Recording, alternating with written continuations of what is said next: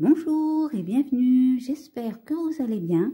Dans cette vidéo, on va faire des photophores pour chauffe-plat. Donc vous voyez, les deux, c'est pour les chauffe-plats. Donc on va les faire au motif sucre d'orge. Le modèle qu'on va faire ensemble, c'est celui-ci, le grand. Donc pour le faire, je vais utiliser de la laine pour avoir un maintien plus soutenu, étant donné que la laine est quand même plus rigide que le coton. Je vais utiliser de la laine blanche et de la laine rouge pour les couleurs. Bien évidemment, les couleurs, c'est vous qui choisissez. Je vais également utiliser une aiguille à laine pour camoufler mes fils et une paire de ciseaux pour les couper.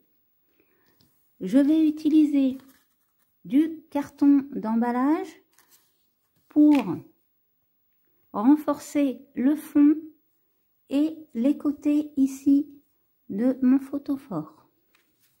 Je vais également utiliser du rembourrage. Et là, en plus, alors attention, c'est optionnel, vous n'êtes pas obligé. Je vais utiliser du fil de fer pour renforcer la bordure ici du grand photophore et aussi pour, vous voyez, ici j'ai un petit disque pour éviter de faire un point de couture. Donc maintenant, si vous voulez faire un point de couture ou vous n'avez pas de fil de fer tout simplement, vous n'êtes pas obligé. Donc vous voyez sur les côtés, ça ne va pas jusqu'en haut, c'est fait exprès, c'est pour éviter que votre photophore prenne feu lorsque votre bougie est allumée. Pour crocheter, je vais utiliser mon crochet numéro 2. Alors, c'est pareil, là, on fait au motif sucre d'orge. Bien évidemment, vous pouvez le faire dans d'autres motifs. Vous voyez, là, je l'ai fait en utilisant le même motif que j'ai utilisé lors du petit pot que j'avais fait pour mettre les clochettes aux couleurs de fête. Donc, eh bien, on est parti. On va commencer par le bas.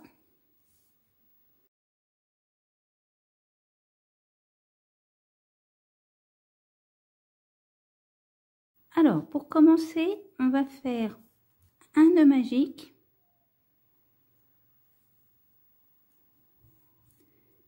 Et on va venir faire 6 mailles serrées dans notre nœud. 1, 2, 3, 4, 5 et 6. On resserre notre nœud et maintenant on va faire notre maille coulée.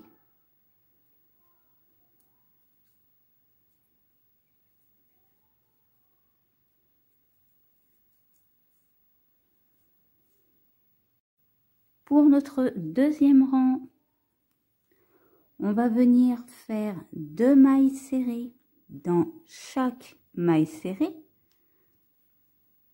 Donc là, je vais vous laisser faire 2 mailles serrées dans chaque maille serrée.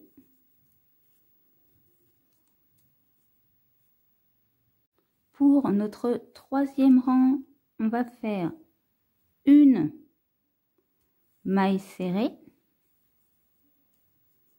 2 mailles serrées dans la même maille. Et on va répéter une maille serrée, 2 mailles serrées dans la même maille, au total 6 fois. Donc je vous laisse faire la même chose. Donc là, on va arriver à notre dernier niveau du fond. Alors pour les petits, on n'a pas besoin, mais pour les grands, moi, à ce niveau-là, je vais placer un fil de fer.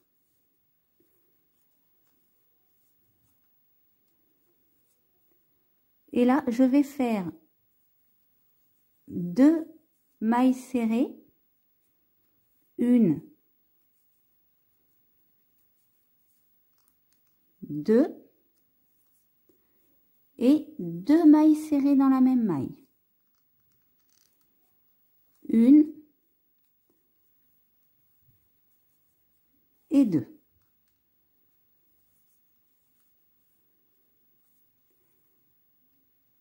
Donc, je vous laisse faire le reste du rang en coinçant votre fil de fer. Donc, vous voyez, là, j'ai coincé et ce que je vais faire, c'est plutôt dans l'autre sens. Comme ceci. Donc, pour le coincer, on fait une maille en passant tout simplement notre fil de fer à l'intérieur. Donc, je vous laisse faire 2 mailles serrées dans la même maille 6 fois. Donc là, je suis arrivée à la fin de mon tour. Alors, pour éviter de le refaire après, pour les versions hautes, on va faire un deuxième disque identique. Et cette fois, on coupera notre fil à ce niveau-là. Donc, maintenant, je vais vous montrer le motif de celle-ci.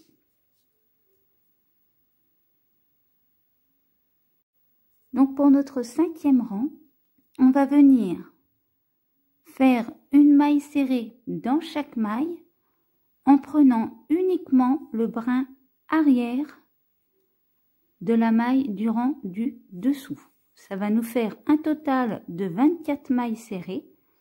Et pour le motif, on va commencer, on va faire une première maille serrée en blanc, le début d'une deuxième maille serrée en blanc, et on va venir incorporer notre fil rouge pour terminer notre deuxième maille.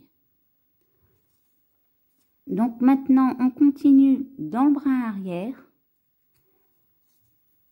et on va faire une maille serrée en rouge et le début de notre deuxième maille serrée en rouge et on termine notre maille avec le blanc.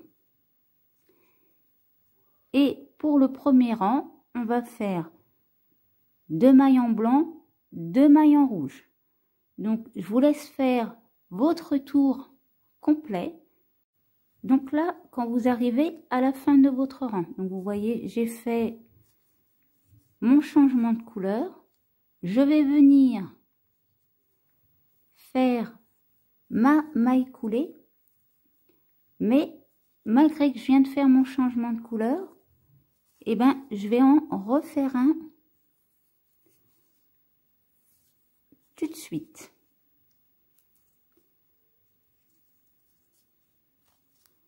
Donc là, hop, je vais serrer mon fil.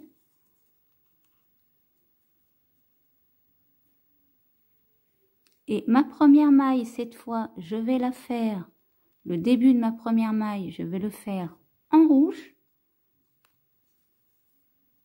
Et après, je la termine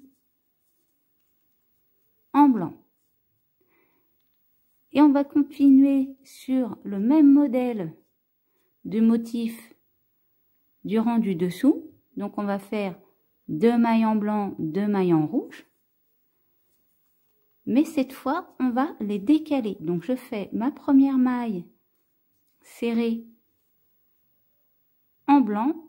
Et là, je vais piquer dans ma maille rouge du dessous. Et je vais faire le début de ma maille serrée en blanc. Et ensuite, je passe en rouge. Et je refais pareil avec le rouge. Ma première maille serrée en rouge. Et là, je fais le début en rouge en piquant dans ma première blanche. et je la termine en blanc. Donc on va tout simplement décaler d'une maille notre motif. Donc je vous laisse continuer votre rang à l'identique. Donc pour la fin de mon 6e rang, cette fois je fais ma maille coulée, mais je ne change pas de couleur. Donc maintenant on va juste monter en hauteur, hein. Donc pour le petit, j'ai fait 3 rangs. Donc bien sûr, si vous le faites avec du coton à la place de la laine et qu'il est assez fin, faites-en 4, voire 5. Ça dépend de l'épaisseur de votre fil. Mais avec la laine, j'ai fait 3 rangs. Donc pour le grand, on va continuer le motif, sauf la seule chose qu'on va faire, c'est que à chaque fois, on va faire notre rang de 24 mailles serrées et on va tout simplement décaler. On continue à décaler nos couleurs. Donc là, la première maille, je la fais en rouge. Ensuite, vous voyez ici, j'ai mon blanc. Et bien, je fais le début en rouge et je termine en blanc. Donc, à chaque fois, on va venir grignoter. Là, on fait une première maille en blanc, on grignote sur le rouge et on fait ça fur et à mesure. Donc, la seule chose qu'on va faire, c'est monter en hauteur. Donc, je vous laisse faire la même chose. Je vous laisse monter. Alors après, pour la hauteur, c'est vous qui choisissez. Vous pouvez en faire des toutes petites, puis des un peu plus grandes, des très grandes. C'est vous qui choisissez. Et je vous montrerai, une fois qu'on a fait la hauteur que l'on veut, la fin. Donc voilà, j'ai fait une hauteur. Alors, pour ma part, j'ai fait un total ici de 10 rangs. J'ai coupé mon fil rouge. Et maintenant, on va faire notre petite bordure. Donc là, je vais tout simplement faire une maille en l'air et je vais dans la maille d'à côté et je fais une maille coulée. Une maille en l'air, on passe dans la maille d'à côté et on fait une maille coulée. Donc, étant donné que j'ai un total de 24 mailles serrées, je vais faire une maille en l'air, une maille coulée 24 fois. Donc, je vais vous laisser faire la même chose. Donc, quand vous avez terminé, bien sûr, vous pouvez couper votre fil. Et là, je vais venir me placer ici. Vous vous souvenez, un moment, on n'a travaillé que la maille arrière de notre rang. Alors, on se place à n'importe quel endroit. Et là, on va venir faire, alors, une maille serrée, 3 mailles en l'air, 1, 2, 3. Et là, je passe dans la maille d'à côté et je refais une maille serrée. 3 mailles en l'air. Et je passe à côté et je fais une maille serrée. Donc, comme ici, on est toujours sur une base de 24 mailles serrées, on va faire une maille serrée, 3 mailles en l'air, 24 fois. Donc, je vous laisse faire la même chose. Alors, voilà, j'ai fait le tour. À la fin, j'ai coupé mon fil. Maintenant, je vais les camoufler. Donc, Au passage, en même temps, j'ai préparé 2 disques comme ceci. Donc, vous voyez, j'ai fait la largeur de ma bougie, mais vraiment pile poil, même un tout petit peu en dessous. Donc, au début, j'ai tout simplement tracé le contour avec un crayon et après, je suis venue rétrécir légèrement mon tour. J'ai également pris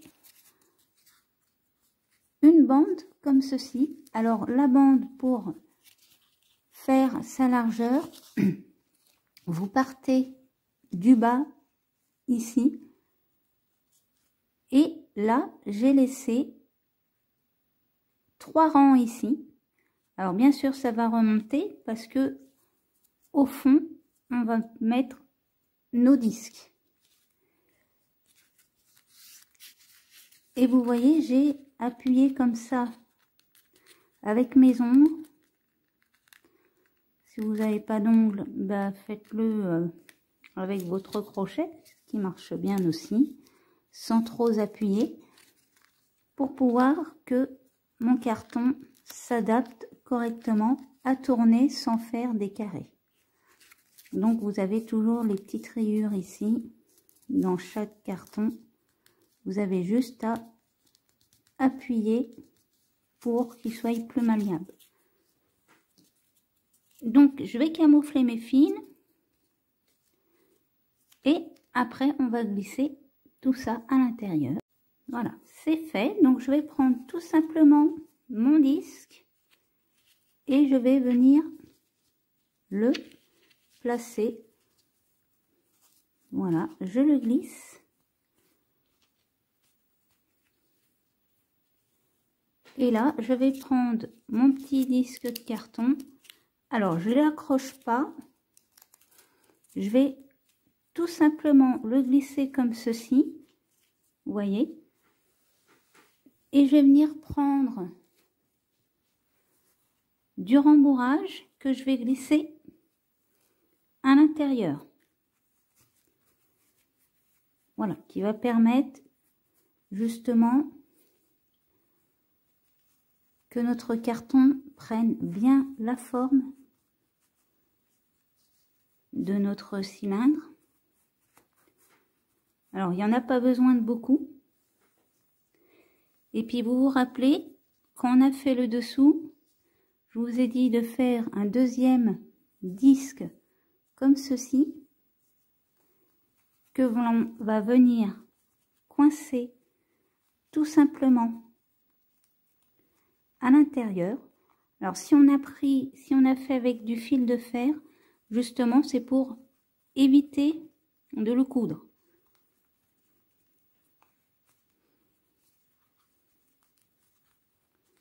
Voilà, après, il vous suffit de bien le placer.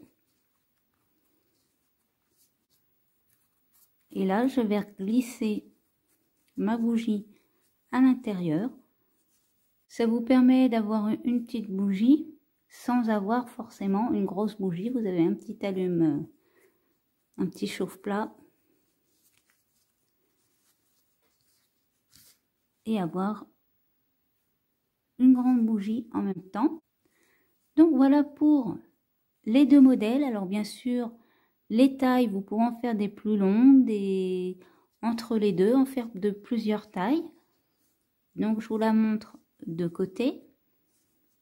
J'espère que cette vidéo vous aura plu. N'hésitez pas à laisser un commentaire ou un pouce bleu.